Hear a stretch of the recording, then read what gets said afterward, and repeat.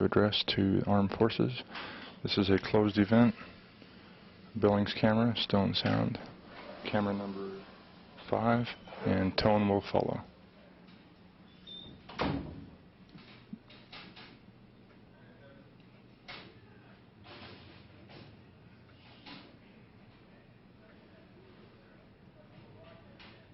They were frenzied for it.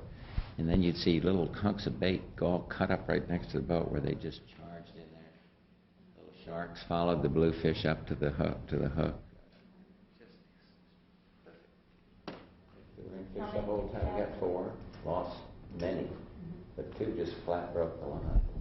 I guess it was never without either seeing them and getting there. They're only out there for an hour and a half. That took, it's light tackle, about 15 minutes to get them in. So. Did you eat them? Well, we've been eating them in China, but these, I don't know what they're going to do with these. The guy told me there are too many now. The land does. So give them away. People like to grow them. 20 seconds. 15 seconds. Let's open the mic up to 10 seconds to go. Okay, 10 seconds.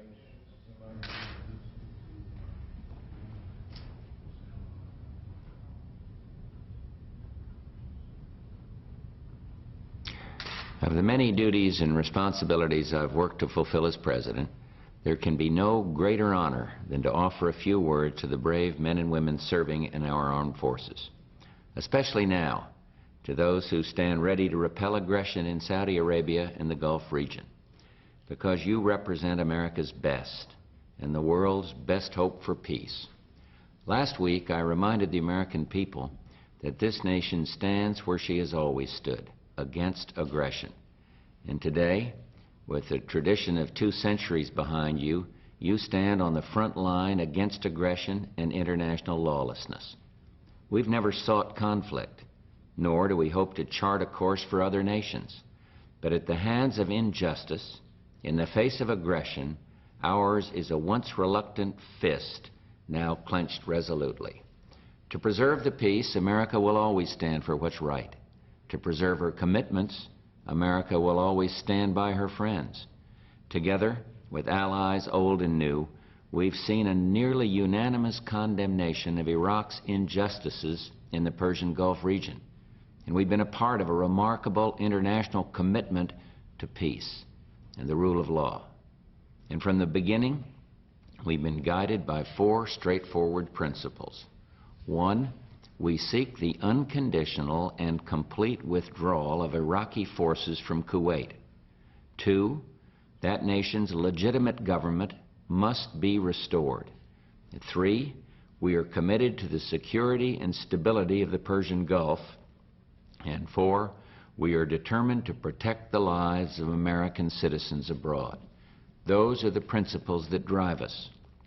But it's your presence, your skills, your talents, your judgment that bring America's principles to life and give them strength and meaning.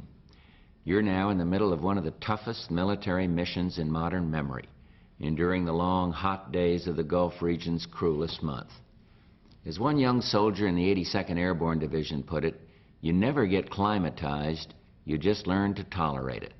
Well, as tough as it is, know this: thanks to you, nobody's feeling the heat more than the government in Baghdad.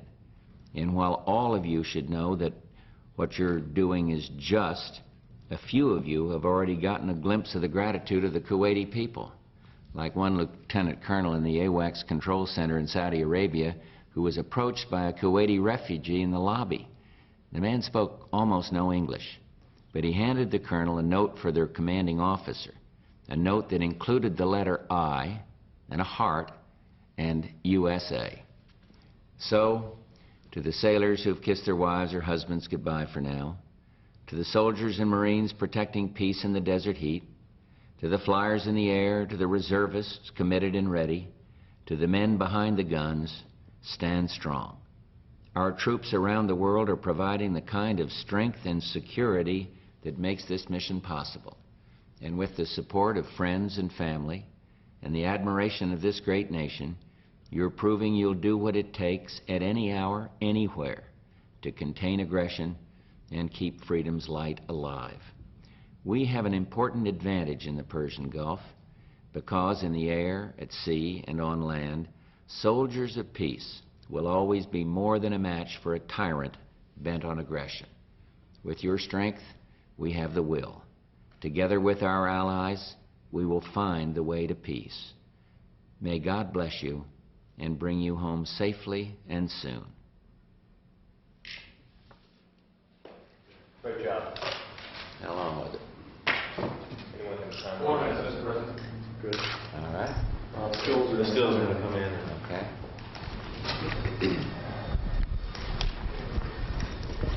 That's not right into the tanks in Saudi Arabia.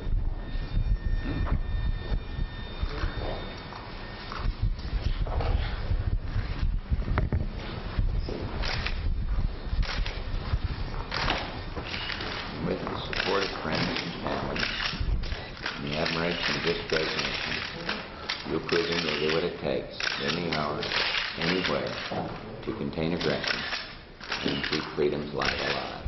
A couple more things, please. We have an important advantage in the Persian Gulf because in the air, at sea, and on land, soldiers of peace will always be more than a match for a tyrant Okay, thanks, guys. and on aggression. Thank you. Thank you, sir. Great-o. See you guys. President. How you going, Dirk? Just fine. You want to stop by and have a drink up there? Got a great house. I'd like to see it. Maybe how can we do it without having a big mob in the pool and yeah. Yeah. Sure. Thanks, Dirk. Did you say your president figured it out? You said you're president, you can figure it out. Love to do it. Barbara would like to do it.